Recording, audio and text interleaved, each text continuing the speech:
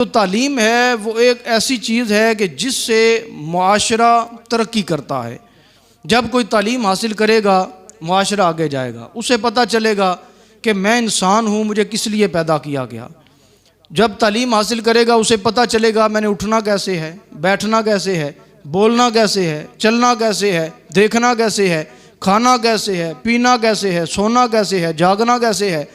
जब वो तालीम हासिल करेगा तो हर कदम के ऊपर उसे पता चलता जाएगा कि मैंने ये ज़िंदगी कैसे गुजारनी है, अल्लाह ने मुझे किस लिए यहाँ पर भेजा है, मैंने किस लिए यहाँ आया हूँ, यहाँ पर मैंने क्या करना है, फिर मैं यहाँ से लेकर क्या जाने वाला हूँ। जब तालीम होगी तो ये मामलात हमें पता चलेंगे। फिर तालीम होगी तो पता चलेगा कि हमारा बाप है, हमारी माँ है, हमारा भाई है, बहन है, रिश्तेदार, अजीज़ अकरबा, बड़े का अदब क्या है, छोटे का अदब क्या है, उलमा का अदब क्या है, जो शागिर्द हैं उनका अदब क्या है, मस्जिद का अदब क्या है, कुरान का अदब क्या है। ये तमाम चीज़ें जब बंदा तालीम हासिल करता है तो तब जाके पता चलता है कि इन सारी चीज़ों का मुकाम और मर्तबा क्या है। जब तालीम हासिल नहीं होगी, तालीम सुनेगा नहीं। अच्छा, एक चीज़ और भी है, तालीम भी है साथ इसके तरबियत भी है। मेरे नबी मुकरम सल्लल्लाहु अलैहि वसल्लम ने ना सिर्फ तालीम इरशाद फरमाई बल्कि साथ साथ तरबियत भी आपने फरमाई। तालीम भी अता फरमाई और तरबियत भी। तरबियत कैसे? मदीना पाक के अंदर जो माशाल्लाह गए हैं, अल्लाह ताला सबको हाज़री नसीब फरमाए। वहाँ पर एक चबूतरा है जिसे असहाबे सुफ़ा का मुकाम कहा जाता है। अल्हम्दुलिल्लाह इस फ़कीर को भी वहाँ पर नफल पढ़ने की शर्फ हासिल हुआ है। बड़े अल्हम्दुलिल्लाह उशाकान रसूल उस जगह के ऊपर नफल पढ़ने के लिए तरस रहे होते हैं। तो अल्लाह करे सबको वहाँ पर नवाफिल पढ़ना नसीब फरमाए और वहाँ दुआ भी बंदा करे फिर जाके, ए मौला, असहाबे सुफ़ा जैसे इल्म दीन हासिल करने के लिए अपने अपने घरों को छोड़ कर आए थे, हमें भी अल्लाह ताला तालीम इल्म दीन हासिल करने का शौक़ और जज्बा अता फरमा। असहाबे सुफ़ा ये कौन थे?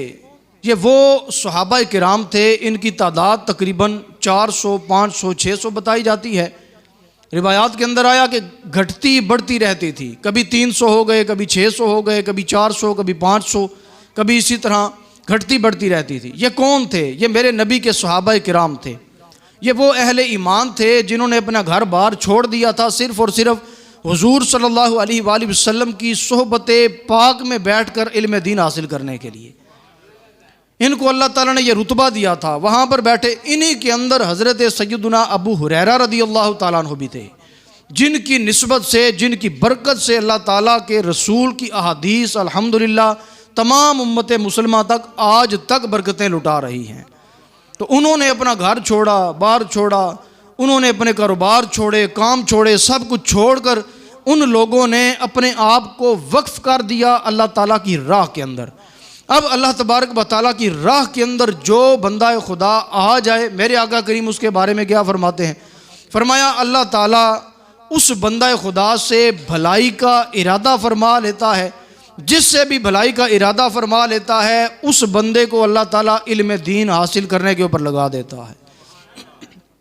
जो भी इल्म दीन हासिल कर रहा है, फैला रहा है, वो समझे कि अल्लाह ताला ने मेरे साथ भलाई का इरादा कर लिया है। तो मेरे आका करीम, मेरे अल्लाह ने इरशाद फरमाया, कुंतुम खैरा उम्मतिन उखरिजत लिन्नासी तअमुरूना बिल मारूफी व तनहौना अनिल मुनकर।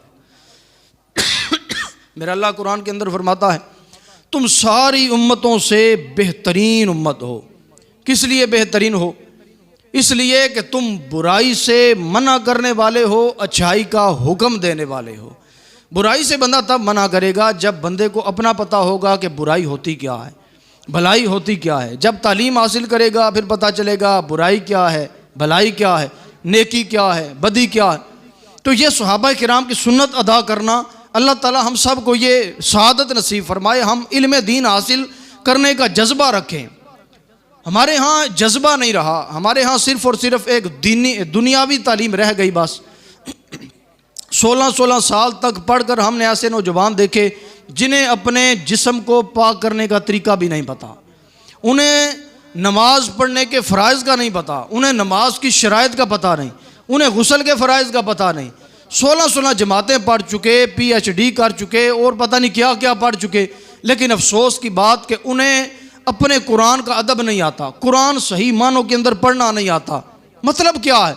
मतलब ये है कि हम असल में जो हमारी तालीम थी इस्लाम वाली, हम उससे दूर हो गए, हमने छोड़ दिया। और जो दुनियावी हमने हासिल करना शुरू कर दी, वो सिर्फ़ और सिर्फ डिग्रियों के लिए हासिल करना शुरू कर दी कि वो हम तालीम हासिल करें, डिग्री ले लें, नौकरी मिल जाए, बस नौकरी मिले, उसके बाद हमारी शादी हो, बच्चे हों, यही कुछ करते करते हम दुनिया से चले जाएं।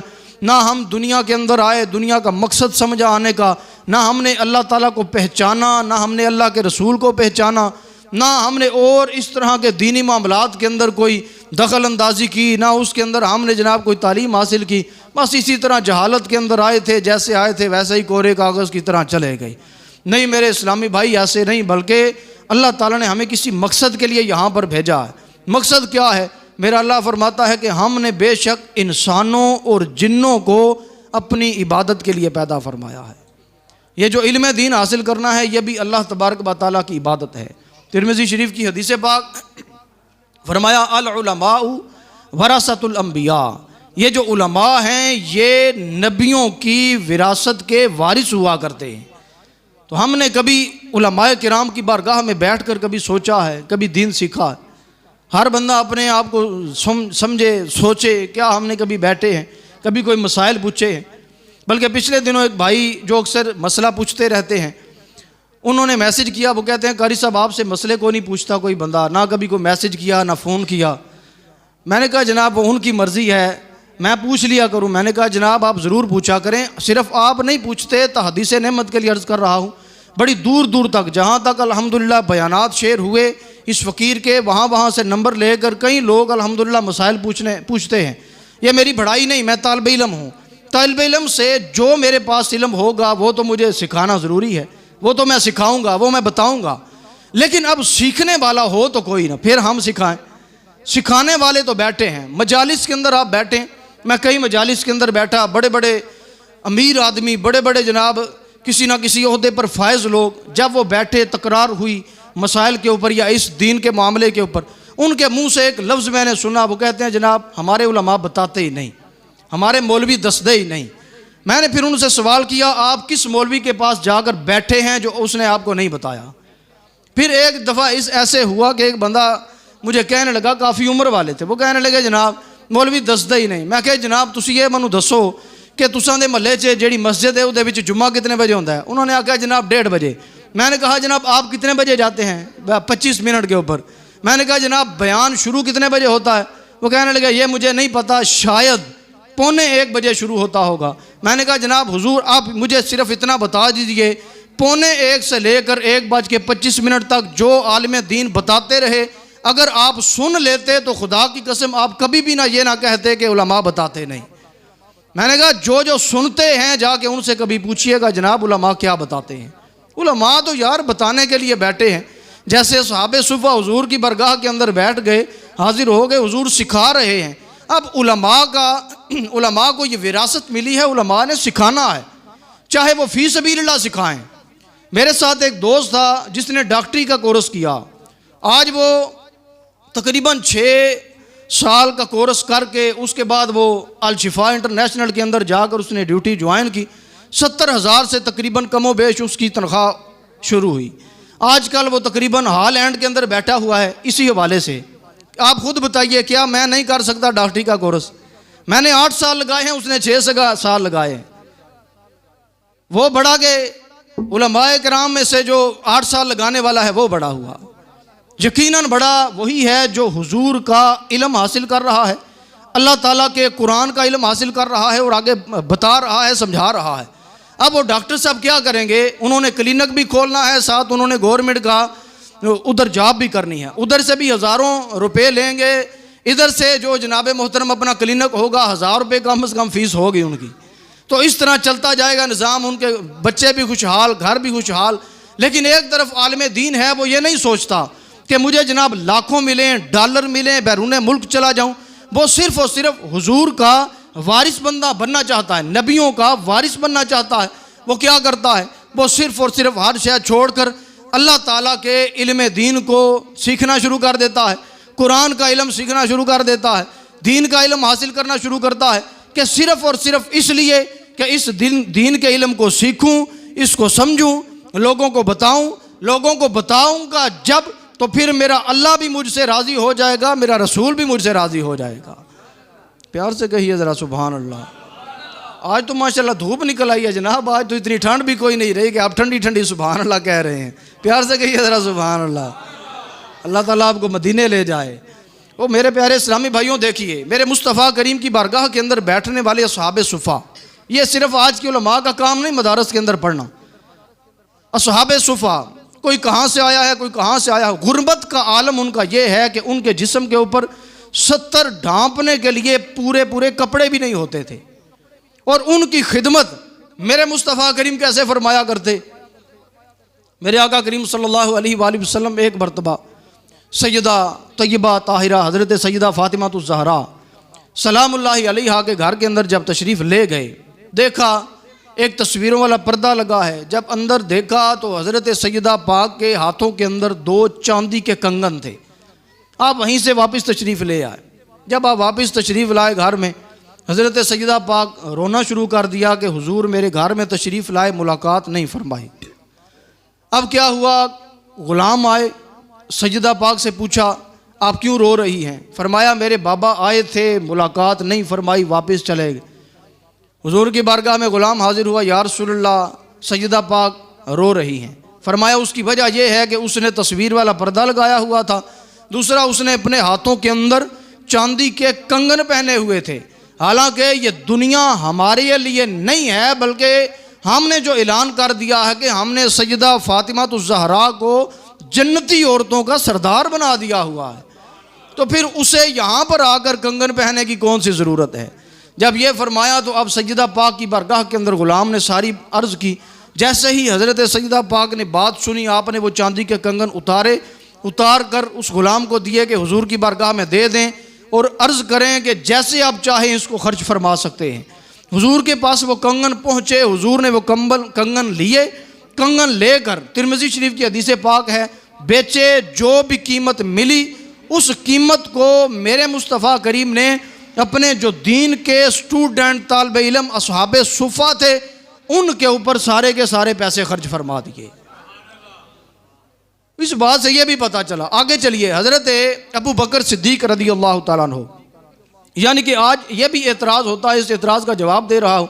देखिए जनाब, ये दावत इस्लामी वाले या जो भी तंजीमें काम कर रही हैं, अहले सुन्नत का जो भी इस्लाम का काम कर रही हैं, ये देखें जनाब चंदे ले रहे हैं, वो पैसे ले रहे हैं, फलां कर रहे हैं। तो ये हुजूर सल्लल्लाहु अलैहि वसल्लम ने खुद चंदे लिए हैं, ये हुजूर की सुन्नत को अदा करते हैं। मेरे मुस्तफ़ा करीम के ग़ुलाम हज़रत अबू बकर सिद्दीक़ रज़ी अल्लाह तआला अन्हु, जब ग़ज़वा तबूक का मौका आया तो हज़रत अबू बकर सिद्दीक़ ने सारे का सारा माल हुजूर की बारगाह में पेश कर दिया। जब हज़रत बिलाल हबशी इस्लाम लाए, मुसलमान हुए, जब कैद के अंदर थे तो जितना माल हो सकता था खर्च करके अल्लाह की राह में उनको आज़ाद करवाया था। कितने ग़ुलामों को अल्लाह की राह में पैसे देकर उनको आज़ाद करवा कर हुजूर की बारगाह में लेकर आए थे। हज़रत उस्मान गनी को जब मौका आया, आपने 950 ऊँट अल्लाह की राह में खर्च कर दिए थे। हज़ारों की तादाद के अंदर, एक रिवायत के अंदर मिलता है 10,000 दिरहम व दिनार अल्लाह की राह में खर्च कर दिए थे, सदका कर दिए थे। हुजूर की बारगाह में ले आए, या रसूलल्लाह आप अल्लाह की राह में इसको लगा दीजिए। हज़रत इमाम आज़म अबू हनीफ़ा रहमतुल्लाहि तआला का तरीक़ाकार क्या था। हज़रत इमाम आज़म अबू हनीफ़ा रहमतुल्लाहि तआला आपकी बारगाह के अंदर जब हज़रत इमाम अबू यूसुफ़ रहमतुल्लाहि तआला पढ़ने के लिए आए, बड़े गरीब थे। जब वालिद साहब को पता चला हज़रत इमाम आज़म चूँकि कारोबार करते हैं कपड़े का, तो वो अमीर तरीन आदमी हैं, खाना भी अच्छा खाते होंगे, कपड़े भी अच्छे पहनते होंगे, तो हज़रत इमाम आज़म अबू हनीफ़ा रहमतुल्लाहि तआला की ये बात इमाम अबू यूसुफ़ के वालिद ने उनको बताई। इसी बात से रोक दिया, आइंदा के बाद आप मदरसे के अंदर ना जाएं। हज़रत इमाम अबू यूसुफ़ बड़ा शौक़ रखते थे कि मैं तालीम हासिल करूं। जब ये शौक़ था लेकिन जाने से रोक दिया गया। जब जाने से रोका गया तो बड़े परेशान। एक दिन मौका की मुनासबत से हज़रत इमाम आज़म की बारगाह में जब हाजिर हुए, हज़रत इमाम आज़म ने पूछा हाँ भाई क्या हुआ, क्यों नहीं आ रहे। अर्ज़ करते हैं हुजूर मैं गरीब हूँ, मेरे पास इतना माल नहीं। मेरे वालिद मोहतरम फरमाते हैं कि आप ये फ़लाँ काम किया करें, फ़लाँ काम करके पैसे लाया करें। हज़रत इमाम आज़म अबू हनीफ़ा रहमतुल्लाहि तआला ने फरमाया आप बैठे रहें। सारे शागिर्द चले गए तो हज़रत इमाम आज़म अबू हनीफ़ा रहमतुल्लाहि तआला ने तकरीबन 10,000 दिरहम की थैली लाकर हज़रत इमाम अबू यूसुफ को के हाथ में दी, देकर फरमाया किसी को बताना नहीं, जब तक तुम ये दरसे निज़ामी मुकम्मल नहीं करते उस वक़्त तक का खर्च इमाम आज़म अबू हनीफा के ज़िम्मे होगा। यानी इस बात से पता चला जनाब मोहतरम कि जो दीन का इल्म हासिल करते हैं या फैलाते हैं उनकी खिदमत करना ये कोई आज का रिवाज नहीं, बल्कि ये खुद हुजूर सल्लल्लाहु अलैहि वसल्लम की सुन्नत मुबारक है। हमारे यहाँ ऐसे होता है कि कई मेरे दोस्त हैं ऐसे जो घरों के अंदर कुरान पाक, कुरान मजीद, बुरहान रशीद पढ़ाते हैं, वो कहते हैं जनाब जब उनको कहा जाए कि हमारे हालात नहीं ठीक तो थोड़ा सा हमारा ख़र्चा बढ़ा दें, आगे से जवाब मिलता है जनाब साढ़े और बहुत ज़्यादा खर्चे हैं। मैंने कहा जनाब अगर उनसे पूछ लिया जाए, केबल के खर्चे भी आप दे रहे हैं, बच्चों के दूध के खर्चे भी आप दे रहे हैं, घर के बिल भी आप दे रहे हैं और सारे के सारे खर्चे दे रहे हैं, वहाँ से आप खर्चे कम नहीं कर रहे। जब भी कम करने की बारी आती है या जो मस्जिद के अंदर खर्चा दिया जा रहा है वो कम किया जाता है, या जो बच्चों के कारी साहब हैं उनके खर्चे कम किए जाते हैं, या जो भी अल्लाह की राह में फबिहा जो भी दिया जाता है वो कम कर दिया जाता है। क्यों? उसकी वजह यह है कि हमारे जहन के अंदर अल्लाह तबारक व तआला की राह का जो खर्चा है वो बिल्कुल कम लेवल का खर्चा है, जिसकी वजह से हम सबसे पहले वहाँ से हाथ रोकते हैं, बाकी काम हम बाद में करते हैं। हालांकि ऐसा नहीं करना चाहिए, बल्कि खुद हुजूर का इरशाद है जो अल्लाह की राह में एक देगा हम उसे 100 अता फरमाएंगे। होना तो ये चाहिए कि हम खर्चा कम है, हम खर्चा बढ़ा दें उनको देने के लिए, अल्लाह की राह में जो दे रहे हैं उनको बढ़ाएं, बाकी जो खर्चे हैं उनमें से हम कम करें। इंशाअल्लाह जो अल्लाह की राह में देंगे उसकी बरकत से अल्लाह ताला बाकी खर्चे भी आपके पूरे फरमा देगा। हमारे यहाँ जनाब मोहतरम कई मरतबा महफिल के अंदर उलमाए किराम जाते हैं, आगे से एतराज़ यही मिलता है, आगे से वो जनाब तक मौलवी भी पैसे खांदे, कंजर बुलाने हैं वो भी पैसे खांदे, उनके ऊपर भी पैसे दिए जा रहे हैं, उनके ऊपर पैसे फेंके जा रहे हैं, इधर कंजर है उनको भी दिए जा रहे हैं। निकाह खान आ जाए उसके ऊपर भी हम जनाब यही एतराज़ रखते हैं, वो जनाब ओ गवर्नमेंट ने तो ये खर्चा मुकर्रर किया है, आप ये वाला ले रहे हैं। हमारे एक लामा साहब थे, उनके साथ वो मुफ्ती साहब माशाल्लाह बात भी कर सकते हैं, वो गए एक निकाह पढ़ाने के लिए, बड़ी बारात थी, बाहर ढोल वगैरह बजा, बैंड बाजा लाया गया, जब लाया गया अंदर आया, निकाह का वक्त आया, निकाह पढ़ा दिया गया। अब इस मौके के ऊपर बड़े बड़े मुफ्ती जिनको फ़राइज़ वाजिबात का भी नहीं पता होता नमाज के, वो भी आके मुफ्ती बन जाते हैं। निकाह ऐसे नहीं, ऐसे पढ़ाना चाहिए। अब निकाह पढ़ाने के लिए जब बैठे, पढ़ा चुके, तो अब जनाब पैसे देने की बारी आई, तो आगे से बंदा कहने लगा जनाब मौलवी साहब कितने पैसे हैं? उन्होंने कहा जितने बार टोलियां दिते ने ना वो वाले पैसे तुसी मनु भी दे दो ना। आगे से जनाब परेशान है, तुसा केड़ी गल कर छड़ी, उत्ते हज़ारां लुटा छड़े। उन्हें आके अल्लाह के बंदे जो ढोलिया के ऊपर दिए हैं उसने आपको दिया क्या है? पहले मुझे ये बता दें, सिर्फ बैंड बाजे वाले को आपने दिए, उसने आपको क्या दिया? चंद मिनट ढोल मारा, वो भी गुनाह किया, आपने गुनाह खरीदा, लिया, उसको पैसे देकर भेज दिया, जेब के अंदर वखरे दिए, उसके ऊपर वखरे फेंके, उनके साथ 10-10 बंदे जो पैसे उठाने वाले थे वो सारे के सारे लेकर चले गए, आपको क्या मिला? लेकिन एक आलिम दीन, एक हाफिज साहब, एक कारी साहब निकाह खान, वो आपका निकाह पढ़ा रहे हैं, उनसे आप पूछ रहे हैं जनाब तुसा एडे पैसे क्यों लेंदे हो? हालांकि शायद मेरे ख्याल के मुताबिक वो पैसे नहीं लेने चाहिए, क्योंकि उन्होंने जेडे बच्चे ने वो सारे UPS तक चलते हैं, या उन्होंने पेट्रोल फ्री च लभदा है, या उन्होंने सौदा सलफ मंडी विचों फ्री लभदा है, या मंडी चो सब्जी उन्होंने फ्री लभदी है। ऐसा नहीं, कोई बंदा भी हमें फ्री कोई शय नहीं देता। असी पेट्रोल पवान जाइए ना तो वो जनाब पैसे पूरे लेंदे, सब्जी लैन जाइए पैसे पूरे लैंदे, दुकान दे जाइए वो भी पैसे पूरे, कोई बंदा पैसे नहीं घट करता। लेकिन जो देने की वारी आते सारे सानू आते तुसी घट कर लो। वो भाई जी वो साढ़े भी खर्चे हैं, हमारे भी मामलात हैं, उलमाए किराम जितने भी हैं, मैं तो एक तालिब इल्म हूँ, उलमा के बड़े बड़े खर्चे हैं जनाब मोहतरम। इसलिए जो अल्लाह की राह में खालिसतन लगा हुआ है उसके साथ कभी ज्यादती ना करें। हो सकता है जब कल क़यामत का दिन आएगा, मेरा अल्लाह ताला उन लोगों से पूछेगा जिनको अल्लाह ने माल दिया है, बाकायदा हदीस मुबारक है, मेरा अल्लाह ताला उस बंदे से पूछेगा हाँ भाई मैं तेरे पास एक वक्त में मांगने के लिए आया था, मुझे ज़रूरत थी, तूने नहीं दिया था। आगे से अर्ज़ करेगा बंदा ऐ बारी ताला तुझे क्या ज़रूरत थी, तू कैसे मांग सकता है? तो मेरा अल्लाह फरमाएगा फलां बंदे को मैंने इस रूप के अंदर, अपने रूप के अंदर तेरे पास भेजा था, लेकिन तूने उसकी खिदमत नहीं की। अगर तू उसकी खिदमत कर देता तो हकीकत में तू रब ताला की खिदमत कर देता। तो अगर हमने ना दिया तो कल क़यामत वाले दिन हमसे पूछताछ भी होनी है जनाब कि ये बंदा तुम्हारी खिदमत करता रहा, दीन का आपको दर्स देता रहा, या आपको बच्चों को कुरान पाक पढ़ाता रहा, इमामत करता रहा, निकाह पढ़ाता रहा, या दीन का तलब इल्म था, दीन का आपको दीन का दर्स देता रहा, आपने जनाब उसकी खिदमत नहीं की, आपने उसको पूछा भी नहीं। और अल्लाह की कसम मैं आपको यह भी बता दूं, मैं अपनी बात बिल्कुल नहीं कर रहा, कोई बंदा ये ना समझे कि मैं अपने लिए बात कर रहा हूँ। ये मुआशरे के हालात मैं आपको बता रहा हूँ, जो मुआशरे के अंदर हमारे उलमा आइमा किराम के साथ, निकाह खानों के साथ हो रहा है। बिल्कुल मैं सीधी सीधी बात करने वाला बंदा हूँ, मैं अपनी बात बिल्कुल नहीं कर रहा, कोई बंदा ना समझे। बाकिया जो हमारे आइमा किराम हैं, कारी साहबा, उनके साथ यही यार, और नहीं, सिर्फ़ और सिर्फ हुजूर की सुन्नत अदा कर लिया करें। हुजूर ने जो सहाबे सुफ़ा की खिदमत की, उसी सुन्नत के ऊपर नियत करें कि इंशाल्लाह हम भी सुन्नत अदा करेंगे। और नहीं, जो मदरसे के अंदर पढ़ रहा है, किसी एक हाफ़िज़े कुरान का ख़र्चा उठा लें। जामिया के अंदर पढ़ने वाले एक जामियातुल मदीना के तालिब इल्म का ख़र्चा उठा लें।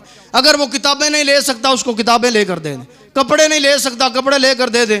और जामियातुल मदीना के अंदर जाएँ, मदारस के अंदर जाएँ, किसी को ज़रूरत है उनसे पूछ कर उनकी खिदमत करें। इंशाअल्लाह मेरा ईमान है कि जब आप खिदमत करेंगे इन लोगों की, अल्लाह ताला भी राज़ी हो जाएगा, अल्लाह का रसूल भी हमसे राज़ी हो जाएगा।